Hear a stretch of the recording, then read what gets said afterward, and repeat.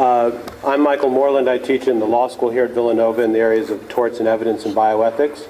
It's my privilege to introduce our next speaker. It's one of the marks of Gregor Mendel's legacy that so many of the speakers at this symposium are indisputably the leading scholars in their field.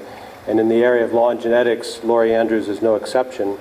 The ABA Journal described her as a lawyer with a literary bent who has the scientific chops to rival any CSI investigator. She received her BA from Yale College and her JD from the Yale Law School.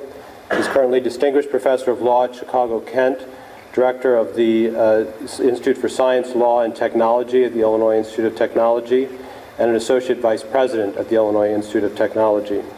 She's been at the center of the public policy process surrounding genetic technology and an advisor to federal agencies and chair of the Federal Working Group on Ethical, Legal, and Social Implications of the Human Genome Project. She's the author of 10 nonfiction books, including the leading case book in the field of genetics and the law, as well as Future Perfect, Confronting Decisions About Genetics, which is for sale outside, as I noticed, and The Clone Age, Adventures in the New Age of Reproductive Technology. She's also the author of over 150 articles. In her spare time, she writes mystery novels, and she's the author of 3 to date, Sequence, The Silent Assassin, and Immunity, which are again for sale outside. As the Chicago Tribune said, blending elements of forensic-powered mystery, psychological suspense, and a Ludlum-esque espionage thriller, Andrews' newest is a page-turner with enough jaw-dropping plot twists to satisfy the most demanding mystery reader. Research on her latest novel took her from the White House to an Institute for Tropical Biology in the jungles of Vietnam. It is especially appropriate, then, that she'll be speaking here at Villanova on how art and literature can contribute to genetic policy. Welcome, Professor Andrews.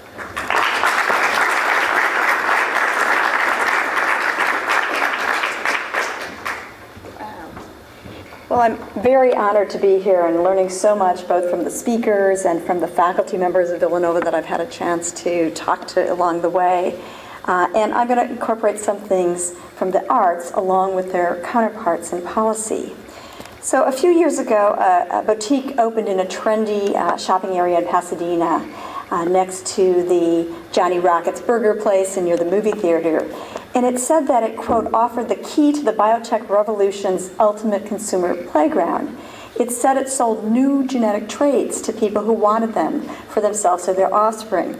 And the whole store was filled with vestiges of biotechnology, petri dishes, a 10-foot-tall model of DNA, and apropos of our last speaker, lots of brochures about links between genes and behavior, things like creativity, conformity, extroversion, criminality, addiction, so forth. And I was surprised at what happened. First, shoppers would poke their head in and say, you know, this is like eugenics, this is horrible. And then they started coming by with their Visa card and putting in a list of what they wanted.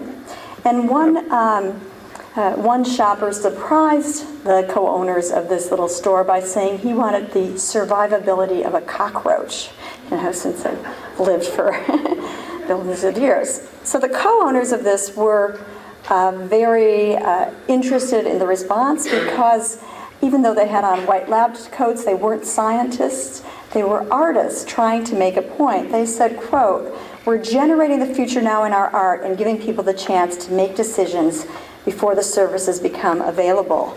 And that's certainly what the ELSIA initiative has done that all our speeches this afternoon are grouped under. So the Human Genome Project started, 3 to 5% of its budget went to funding studies by philosophers, psychologists, anthropologists, and so forth to let us know about the ethical, legal, and social implications. But I realized that whole groups in society had already been giving thought to that. There are people who are writing novels about it, doing art projects. For example, Nancy Kress has a series, a trilogy called beginning with Beggars in Spain, where we see her vision of what society would look like if we genetically engineered certain children not to need sleep. They would learn faster than other children because they could have tutors around the clock, but the other children would, but they'd be jealous of other children and sort of take drugs because they want to dream like the other kids, but it's a whole society play out. And there's a rich history of artists and novelists applying their creativity to scientific and social issues. Upton Sinclair's The Jungle reveals a hellish vision of Chicago, where I come from, as a human and animal slaughterhouse. It's a vivid description of immigrant culture and he had designed it as an indictment of capitalism and a call for socialist revolution. It was a novel. And although Theodore Roosevelt derided what he called the ridiculous socialist rant in the book, there was enough interesting fact within this fiction that Roosevelt started an independent investigation. In the end, Sinclair's vision was vindicated with the passage of both the Pure Food and Drug Act and the Meat Inspection Acts during the Roosevelt administration. And so it kicked off an interest in policy.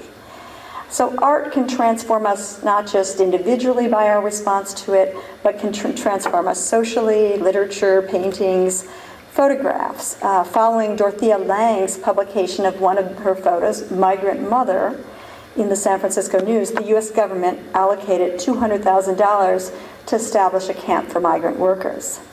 So having this idea that genetic art and fiction can relate to policy, in part because in talking about embryo stem cells in his famous speech, President Bush referred to Brave New World. When I would go to Congress to talk about reproductive technologies, they'd refer to The Handmaid's Tale. So they were talking about it themselves. So I said, well, let's get involved in it. Let's think about how to systematically study it. And I undertook a project with funding from Congress and the Greenwell Foundation, bringing together artists, scientists, policy experts to do out-of-the-box thinking about genetics policy. And it was an amazing group. We had 7 MacArthur Genius Award winners on it, from fields ranging from poetry to physics, a Nobel laureate, a National Book Award winner, someone who'd exhibited her work at the Whitney and the Guggenheim. We had the only person to have ever had the #1 book, #1 movie, and #1 television series in the U.S. at the same time. Probably guess who is from that list. A federal judge, and various, high achievers. And we did an interesting thing. We alternated meetings between the Salk Institute and the LA Museum of Contemporary Art, so kind of both sides would feel comfortable.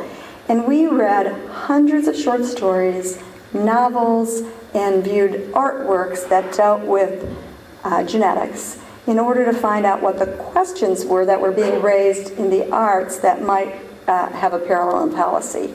A lot of questions, I'll go through them each. So how was the research being conducted was one of the questions. And it relates to things we've talked to today about things like how do we obtain tissue for research. One of the things that came up, a real thing, is that when the original in vitro fertilization research was done, some of the researchers surreptitiously removed eggs and embryos from women who were undergoing pelvic surgery for other reasons. And they actually had a term for it. They called it poaching eggs. The women don't know about it. And so we have various artists going through and doing things that relate to the interest in obtaining DNA. And a lot of art came about right after the John Moore case, where John Moore's tissue was patented. A cell line from his tissue was patented without his knowledge or consent by his doctor. Moore felt that his integrity had been violated, his body exploited, his tissue turned into a product, and he said, my doctors are claiming that my humanity, my genetic essence, is their invention and their property. They view me as a mine from which to harvest biological material, and so he took his case up to the Supreme Court of California. The California Supreme Court said, no, you can't have a property right in your tissue, but you were wronged. They should have asked you whether you were willing to have this research done and have your cell line patented. Now there's been a new case. We have another person, a series of patients, thousands of patients, who gave their tissue to Dr. Catalona, a researcher, for prostate cancer research. And he was tootling along and doing quite well, publishing well, inventing a particular test for prostate cancer and so forth. And then all of a sudden, Washington University, his university realized that they could make money off this tissue. And so he went in to get tissue for research, and they sent him an email that said, no, we could sell this to a biotech company for a lot of money. And so, this opens up questions. We've heard about the genome-wide association studies and so forth. That's one step back in ethics, not about the genetic privacy of the results, but how do we obtain the tissue samples? And what happened was the university claimed it owned the tissue samples. the doctor changed universities to be able to do the research in prostate cancer he wanted, and that the patients had specifically authorized his doing. 6,000 patients asked Washington University that their tissue be sent along with a new doctor for prostate cancer research. It went to court, and the federal judge said that the existence of the informed consent forms was inconsequential. It didn't matter that they promised they were going to get prostate cancer research. The university didn't have to keep its word. Well, let's think about that in an ethical and legal way. I think research on people without consent is inappropriate. A person's religious beliefs or personal beliefs might be violated. And I thought of that even seeing the simple map we saw earlier on migration, which is kind of a cool thing you can do with genetics, look at migration patterns. Well, I'll tell you about one current case. Havasupai, live in the bottom of the Grand Canyon, a Native American group. Researchers went down there and said, hey, you've got a lot of diabetes. Give us your tissue samples and we will look for genes related to diabetes. We'll do educational programs for you for diabetes. They take that tissue. There's no educational programs that come forth, but instead they do research for schizophrenia, for inbreeding, which the Native Americans who later find out about it say they never consented to, and it's stigmatizing to talk about inbreeding in their group. And another aspect of research was on migration patterns, on that very thing. And they felt that that research violated their religious beliefs because they had their own origin stories that didn't match that of the geneticists. So even something, seemingly simple like that might be problematic for the group involved. And so some researchers say, well, let's get around this. We'll anonymize these samples and not have the individual's name on it. But anonymized samples might still lead to creating information about groups that those individuals belong to, their ethnic group, their race, that might lead to stigmatization. So many of the short stories we read and the art we looked at raised questions about how the public can be involved in genetic decisions, about research, about other things. I mean, this is a kind of interesting art project. Critical Art Ensemble had people come into the gallery and bring like tacos and bread from home, and they did genetic testing on the spot to see if it had any genetically modified organisms in it. Because that's not information that is required to be reported in the United States, although it is in Europe, to get people thinking about dissemination and disclosure and whether, they wanted to eat these foods or not, but taking it to people. Also, a lot of work around how technology can be designed to meet actual needs. Laura Stein's 1996 art series, Animal Vegetable, she placed animal-shaped molds over baby vegetables and got them to grow in that way. And part of her work was to suggest, frivolous uses of technology. And I think Mark LePay's book, The Broken Code, talks about that. Do we want to put, our effort into, genetically engineering perfumes in people or the square tomatoes for shipping, or should we be dealing with, very common medical conditions that cause diarrhea in the, developing countries? And so other artists taking up this challenge do other things. This is an artist, Mel Chin, and he decided that he would use plants and biotechnology, in his words, to replace chisels and marble in sculpture. And he took over with a scientist a toxic landfill and started doing an artistic planting of plants that are known as hyperaccumulators, that take the zinc and other metals out of the soil. And so his art project actually has this use of being beneficial, and you can actually harvest them, dry them, turn them to ash, and get use of the metals. One other thing that have come up in the short stories and the art projects are about follow-up, not just throwing things out there, but how do you get data about unintended consequences about things. And so this is a particular sculptor, Patricia Piccinini, and what biotechnology do you think she was looking at here? She was looking at cloning. And after Dolly, the first cloned sheep, died when she was 7, which seemed to be early for sheep, she created the sculpture Game Boys Advanced, where these young boys are frighteningly prematurely aged. And then she tried to do a sculpture of creating an animal that was perfect. So she made this siren mole that she really liked. It didn't work out as she intended, because zoologists told her of its flaws, that it would be burnt in the Australian sun where she lived. It would not be able to outrun predators. The spinal stress from the size of its head would be bad. And so she felt that she had failed her creature. And so, there is something about figuring out what might occur, and I think that was part of Professor Evelyn Fox Keller's response on the synthetic biology question. You've got to have a way to see where this is going. Another thing that's come up widely with the artist and the novelist is looking at the individual impacts. Genetic testing can change self-concept. One photographer, Gary Schneider, has explored this. He gave hair, blood, sperm, and cheek cell samples for analysis to Columbia University and produced various genetic self-portraits, from photos of his fingerprints to the nucleus of one of his cells. And along the way, he underwent a genetic analysis to determine whether he had inherited a particular propensity to cancer from his mother. Although he was healthy, although he learned he hadn't inherited it and it gave him relief, it could have gone the other way, where he might have become one of the worried well or asymptomatic ill. And I was thinking of that during Dr. Christman's presentation, which related in my mind to the spit parties I'd read about in the New York Times style section about a week ago, where at a party they now have this possibility where you spit and they do on-the-spot genetic testing.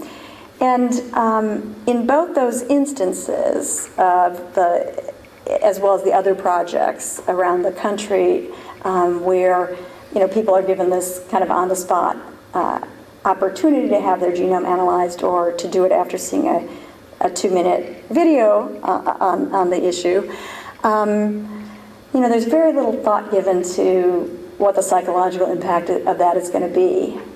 Some women who undergo screening of the BRCA1 gene to find out about predispositions to breast cancer later say they feel like they had a time bomb ticking away inside of them. And so, this isn't something like a tarot card reading at a party. You may learn you have what is thought to be a predisposition to Alzheimer's, and not be so happy about that. Another thing you might learn, say you're at one of these parties with your fiance, and you're both doing it later on when you get a divorce, he may use that information to try to obtain custody of the children. There's already been a South Carolina case where a judge actually ordered Huntington's disease testing on the ex-wife to find out if she would die younger than the husband, potentially, with the idea that the child would go to the parent with a longer lifespan. And so even with Dr.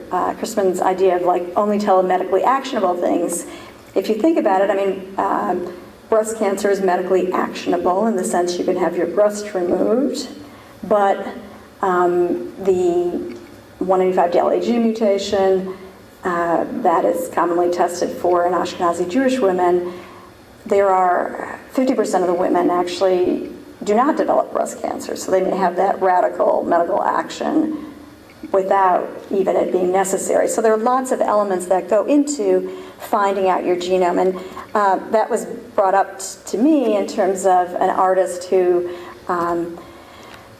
the wife of the patron of the arts said, "I want you to do a portrait of my husband." And he said, "Well, give me some of his DNA." And they conspired with the barber. And they ran what at the time was the kind of genetic profiling that one does in forensics. So this is the patron, his wife, and the barber, their DNA profiles in a forensic thing. It's called clandestine portrait because, of course, the DNA was taken without the patron of the arts permission. And so you could think of where that will take us in terms of paternity cases, other things that where, DNA from your garbage might be taken and lead to some social impact for you. Paul Vanus is an artist who has this wonderfully named velocity inscription device where he runs different DNA gels in the gallery. He's of Jamaican descent, and he uses his family's multiracial DNA in live scientific experiments. So they'll choose a particular genetic trait, and then over a 2-day period, they race across the gel the DNA from different family members, and depending what genetic trait they pick, different family members win or don't win or whatever, and you see, but you get the sense of judgments being made based on DNA.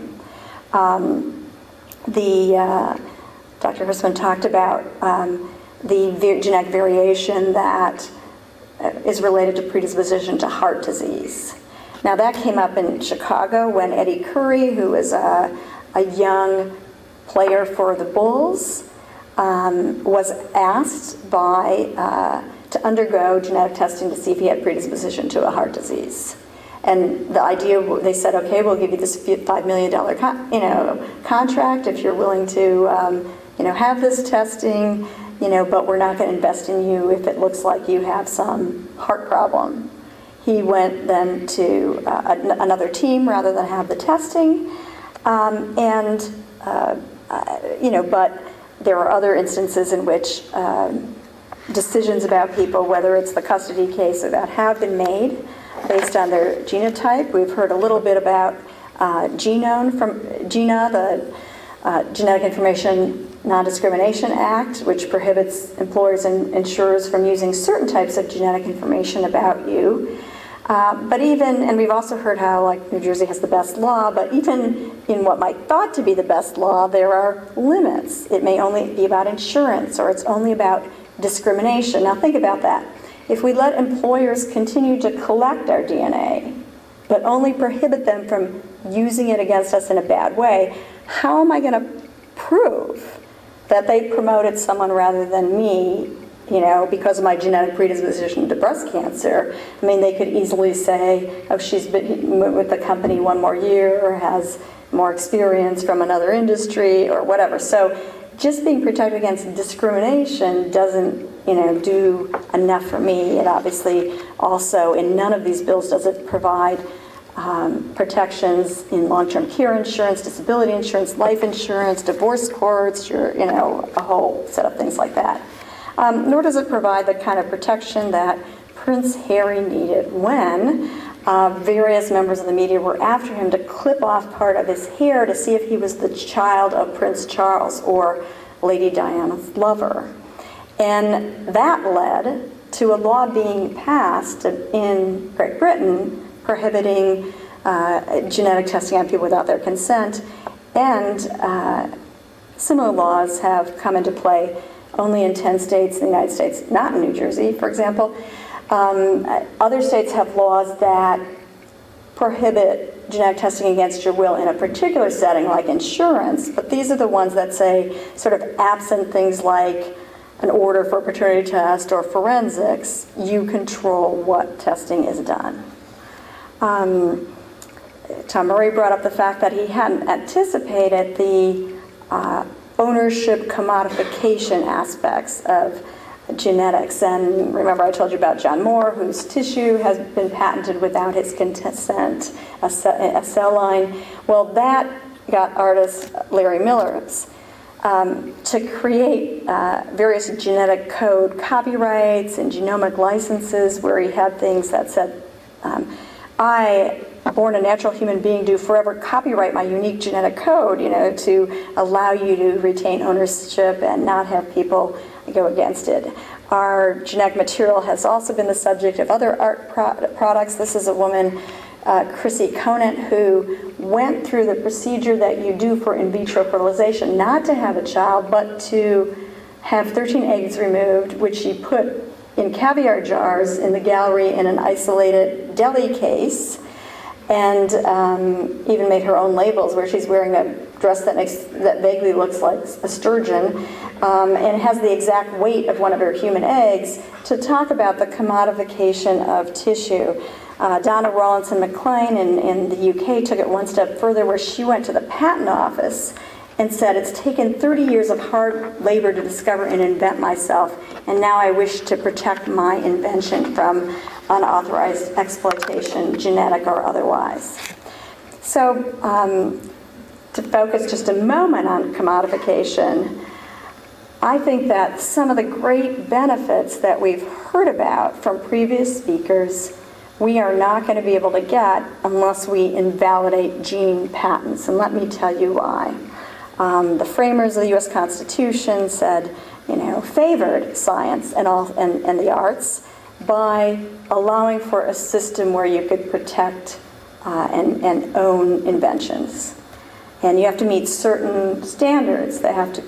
Your proposed invention has to be novel, non-obvious, and useful. But there are also limits on it, because you're not supposed to be able to patent products of nature or laws of nature.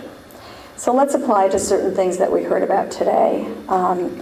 We've heard about the Affymetrix chip, where for $1,000 you can test, hundreds of thousands of SNPs, or you can test various genes. I mean, they actually have a chip that has half the genome on it, so you can test, say, 10,000 of your genes. Well, it's one thing to pay $1,000 for the test, but then you have to pay on top of that a royalty for each of the genes that is owned. So this is the number for the patent on the BRCA1 gene. Myriad, which holds the patent on the BRCA1 gene and the BRCA2 gene in its normal type, wild type, in any mutated form, and even has a patent on looking at the gene through any mechanism now existing or ever created, charges $3,000 if you want to look at that gene. Now, we've heard we had 20,000 genes, times that by $3,000, and you see that actually testing and learning about yourself becomes very expensive. In fact, 1 in 4 laboratories had to abandon a clinical test they themselves had developed because of patents, and half of the genetics laboratories surveyed reported they had stopped doing research for fear of running afoul of patent law. We also heard about pharmacogenomics, and that's near and dear to me. Part of the reason that the justification for putting $3 billion of taxpayers' money into the Genome Project was we were going to get personalized medicine. And we need it, because not all drugs work on all people. You might have a drug that works on 3 out of 10 people, and wouldn't it be great to know which 3, and then you don't have the side effects, or going for months and months taking wrong drugs before you find one. And that's pretty much the case with asthma inhalers, where they work on just a small proportion of people for whom they're prescribed, and you have to change different ones, and I know about that since I have asthma. Well, GlaxoSmithKline claims to have found the sequence that tells whether Flovent, their inhaler, is going to work on you. And yet, they have said for the 20-year period of the patent, they are not going to do the test or let anybody else do the test. And that's their right under patent law. If you have a patent, you can charge whatever you want, you can not let anybody have access to it, you can let only one group have access to it, and so forth. Now, why might that be? I can only anticipate that it really diminishes the market if you have like 10 people taking the drug for a few months, including the 7 who don't need it. But these are the sort of things that we are getting into. I mean, should you lose the patent in Europe if you don't work the patent, if you don't use it, you can, the public interest can take over, but we don't have that here. So how could we challenge it? We could challenge genes as products of nature. There's lots of good precedent on that, and really the whole patent law is a give and take between the Patent Office, the legislature, and the U.S. courts. In fact, when Samuel Morse got the Patent Office to grant him a patent on all uses of electromagnetic waves, the Supreme Court said no, he could only patent his own invention, not every conceivable use of electromagnetic waves to write at a distance. So to circle back around, this actually is part of the subplot, gene patents, in Michael Crichton's book Next, which actually he started writing after our group started, meeting and raising all these genetic policy issues, and in part because of his book, a law got introduced in Congress that is still being considered, which would prevent patents on nucleotide sequences, and there are plans for a pro bono case to challenge gene patents. Lots of information in the short stories and novels about the cultural implications of the new technologies, and they sort of sort out into 3 different implications. One is about the technology itself. Is it good enough to use? And that was part of the original O.J. Simpson case with DNA forensics. How good are the tests? The second level is, even if it's good enough, should we use them? If you have a 15-year-old girl who was raised by a social father who it later turns out was not her biological father, should we just give her to that other man who was the biological father? I mean, the tests can tell you this, but do we want to do that particular use? And then will use of the genetic technologies change an important cultural value? And that was brought up by, a couple of times by Tom Murray, by Dr. I don't know how to pronounce last name.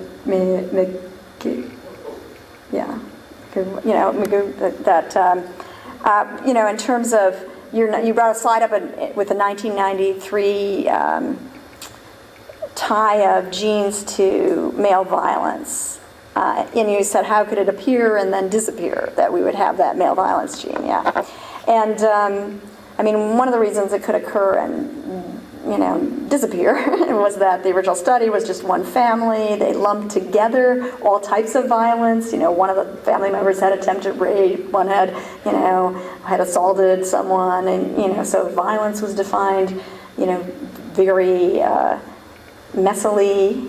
Only 8 people had this in the family had this mutation, yet they labeled it a gene associated with aggression. And Tom Murray brought up the issue of, people might argue about, and invited me to comment on it, people possibly arguing my genes made me do it. And that was such an interesting case, because when Harvard Reese's Xander Breakfield and others at Harvard published that study, she said initially, she was shocked that defense attorneys started calling her. And she said she would not do the test. And then, I don't know why, but Steve Mobley's attorney called her, who was the Domino pizza killer on death row, and he wanted to make the argument that he had this particular mutation from the 1993 article, and that it explained his violence, and so he shouldn't be put to death.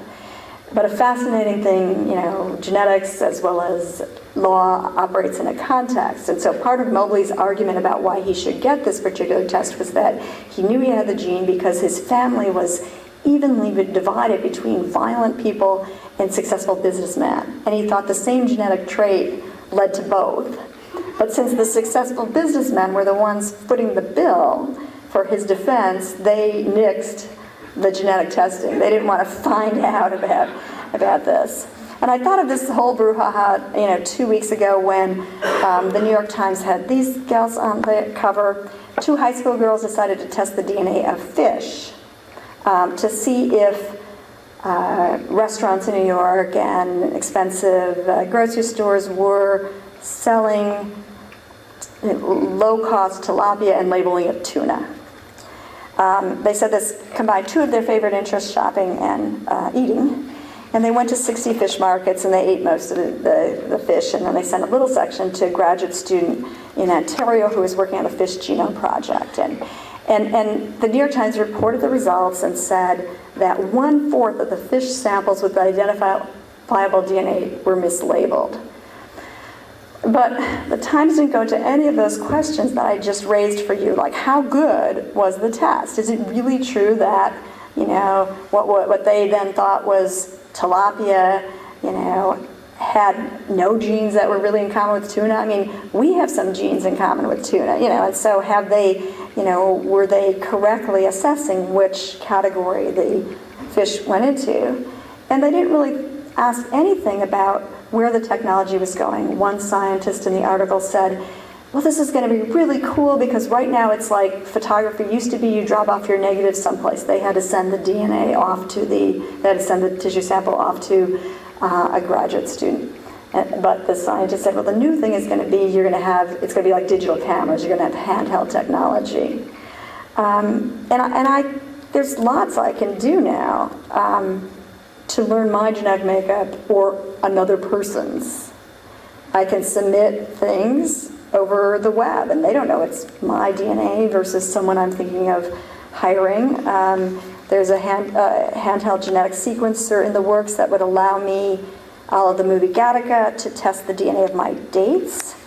And at various biotech companies, I can actually buy the building blocks for life. And it might be something that Tom Murray was referring to, and the next thing being the domestication of genetics, because one example would be Eduardo Katz, a professor at the School of the Art Institute, whose art project was to have a scientist put the green fluorescent protein gene into a rabbit embryo to create alba, a rabbit that glows green under certain special light. Now, many artists are playing with this idea of how genetics might be used to change species. And so many artists come to me and they say, I want to be a creator with a capital C. I want to make new species. And they're doing it, you know. This is Bradley Rubenstein. He doesn't do actual things. He does digital portraits, and so he does children, and he takes out their eyes and puts in puppy dog eyes. And you don't, really know. It's a little disconcerting, but it's a great way to get just regular people thinking about genetics who often in a political dialogue feel disabled because they don't feel they're entitled to an opinion. The science seems tough and so forth. And yet we have a situation where increasingly there's this belief that you are going to be able to change your children with genetic enhancements, say. There was a Lou Harris poll commissioned by the March of Dimes. 42% of potential parents said they'd use genetic engineering on their children to make them smarter, 43% to upgrade them physically. Another survey found a third of people wanted to tweak their children genetically to make sure they had an appropriate sexual orientation. So there's a big market for this, and the science isn't there to do it, but I'm really worried about the hype and what will be offered to people. I mean, already we're seeing, people paying big money to try to get eggs from women who have high SAT scores and are tall blondes. We have a man selling his sperm over the internet at $4,000 a vial. And he's established this website with his family tree, claiming to trace his genes back to several European royal families and 6 Catholic saints. I don't know quite the progenitor issues with that. And so at the Repository for Germinal Choice, you used to be able to purchase sperm from Nobel laureates, and so can purchasing single genes or other potential enhancements for embryos be far behind?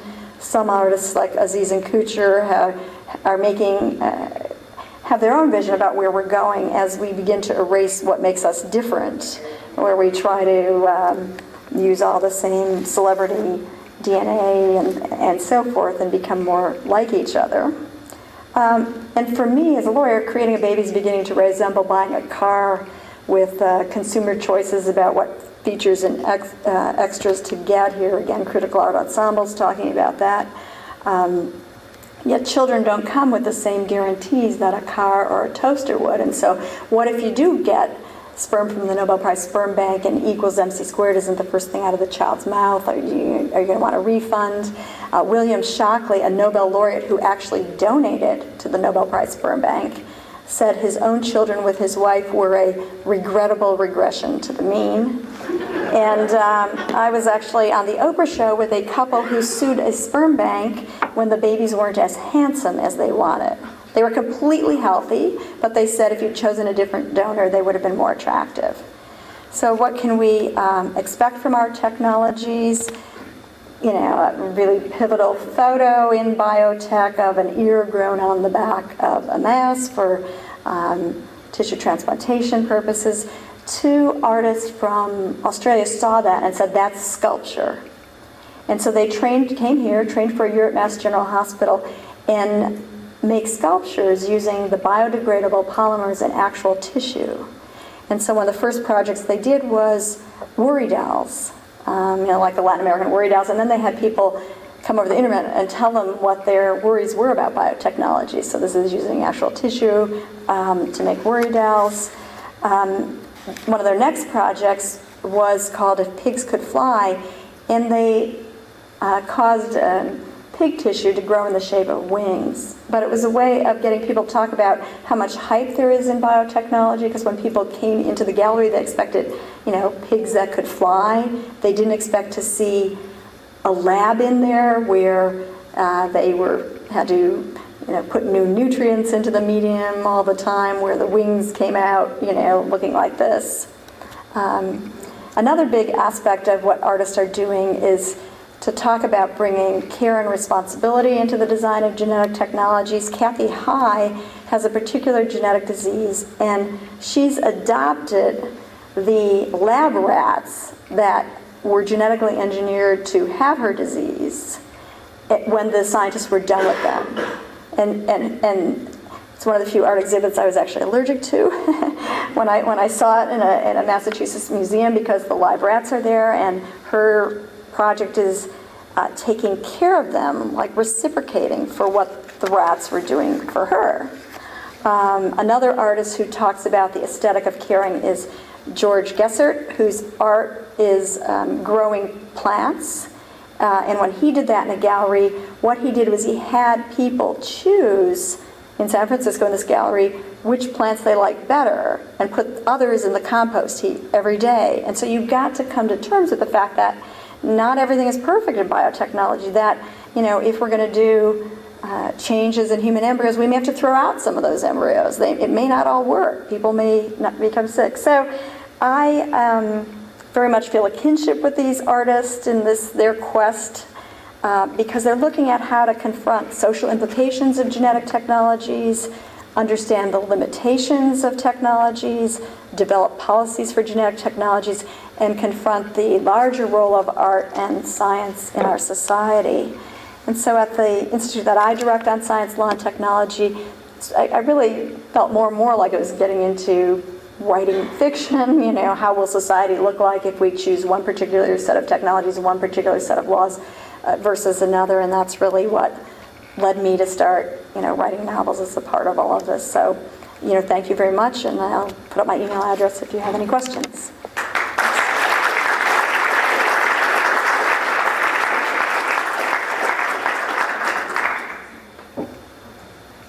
So, questions? Or I'm going to have to ask you, because I'm a law professor, and we get to do that.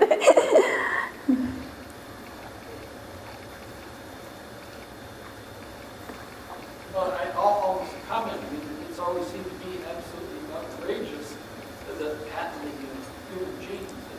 And what do you think the prospects are for seeing action in that story, and that those patents dismissed? Well, I think there's a fairly good chance, if it gets to the Supreme Court, that, because they have 154 years worth of precedent of saying products of nature are not patentable. The counter-argument is that there are a few lower court cases that say if you isolate and purify the product of nature, in which case, and what some of these gene sequence patents are taking out of the non-coding regions. But the Supreme Court precedent is clear that even if you isolate and purify something from nature, it's still not patentable if it behaves in the same way. And so why do we patent genetic sequences? We patent that for their natural properties, the annealing to the complementary strand, for the production of proteins and so forth. So the problem has been that, unlike in Europe, we don't have the possibility for third parties to challenge patents. So for consumer groups like a breast cancer action group to challenge them. In Europe, when consumer groups get out there, they overturn nearly half the patents that they challenge. It's a high rate. Here you can only challenge the patent if you're infringing. And what's happened is the cases that get to court nobody's challenged the idea of patenting genes, because they're generally cases that have to do with like a university suing a biotech company. They both sides want genes to be patentable. They just want to be the one to own it. And so, now some medical organizations are thinking of going into court and challenging, gene patents. So it may get challenged. Yeah.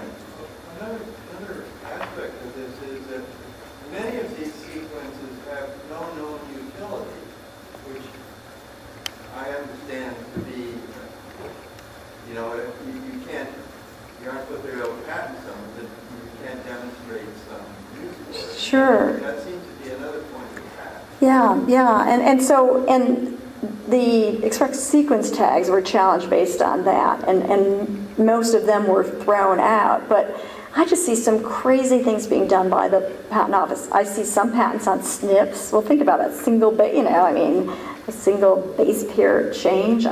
One patent that I actually analyzed a variety of gene patents and published in Science about it, but one of the patents we found, somebody claimed everything between one base pair and another one 10 million base pairs away. It wasn't even a gene. It's like anything discovered in there by other people. Well, that goes totally against the patent law, because how do you incentivize invention if you own everything discovered by everybody else in your region? And yet that got through. And so those are the sort of things that we really need to challenge. And it also, for those students who are here who may be involved in the sciences, it's very scary for an owner of a gene sequence to be able to say, you can't look at that, you can't do any research on it, as some gene patent holders have done. And people have also started patenting correlations. So a case that went up to the Supreme Court, someone had patented the correlation between high homocysteine levels in the body and a vitamin deficiency. So they actually got a holding that said, if a doctor even thinks of that correlation, it's an infringement of the patent. And so biological facts are being patented and sequences, and it's really going to narrow what we can do in many, many of the projects that you have heard about, the genome-wide association studies and so forth. Yeah. What happens to these patents abroad, the U.S. patents that are problematic? Wouldn't they be challenged abroad? And in a global economy, who cares? Yeah. Well, so the question is whether these will be challenged abroad, and it's been very interesting. I was invited to the French Parliament, and they said these new international treaties like GATT and TRIPS are forcing us to go down to the low level of ethics of the Americans about genes, because now we have international treaties in place that say, other countries need to have similar intellectual property laws to us. In countries where certain genes, breast cancer gene, hemochromatosis, etc., have not been patented, because you have to kind of go country by country to patent, there's actual better testing, because what's happened is a large number of pathologists have been allowed to do it rather than, say, an exclusive, one company offering it, and they found mutations that have not been found here. So it's a good reason to, and then it's turned out that in other countries like France, there might be additional grounds we don't have here, and so in France they were able to knock out the breast cancer gene patent, but not on the grounds that we have. Yeah. So this is a big coherent, but so I'm just wondering about the role of an artist in a society where their audience is measure zero, effectively non-existent. So take a Dante or a Milton who are reflecting on a dominant conceptual structure in their time. And presumably one of the dominant conceptual structures in our time is this kind of technocratic, scientific structure. And you get writers like Thomas Pynchon, who's probably the best at trying to reveal those structures, and maybe Richard Powers a little bit. But the readership is minute, and some of the art that you were showing us was very cerebral, was very inside joke.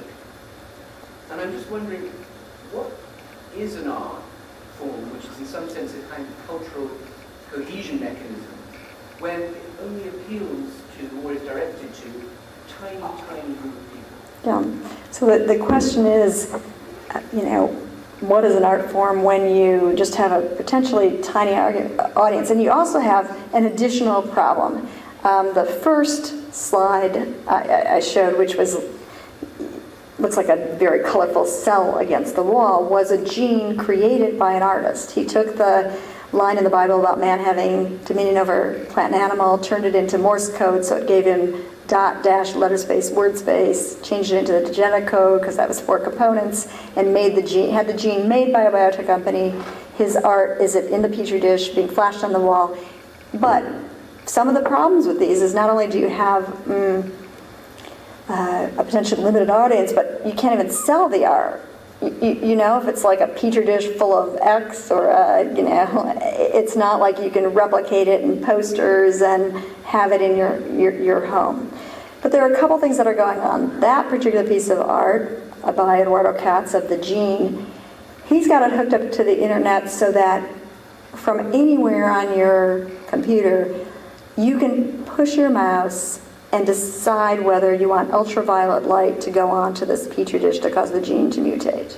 So he's actually got a pretty wide audience and is in Wired and is, having conferences all over. Exit Art pulled in a lot of people in a New York gallery show. I mean, they even had, as part of their art, the original Watson and Crick, structure. More my worry is the fact that some of these artists love and think the science is so cool that they, in many instances, are sort of promoting it and making it seem like it's more genetically deterministic. It's very few who are, using the opportunity also to criticize. And so and it turned out that the whole Exit Art thing was heavily funded by the biotech industry to bring people in to, see this art. I mean, having a cool bunny that glows green, makes us forget about all the risks. So I think there are several, problems in this. I think fiction is a different matter. Michael Crichton, gets up to #1 on the bestseller list immediately. A lot of the science fiction writers who are playing this out in society really do reach a lot of people. But, the artist, a more limited audience. Mark.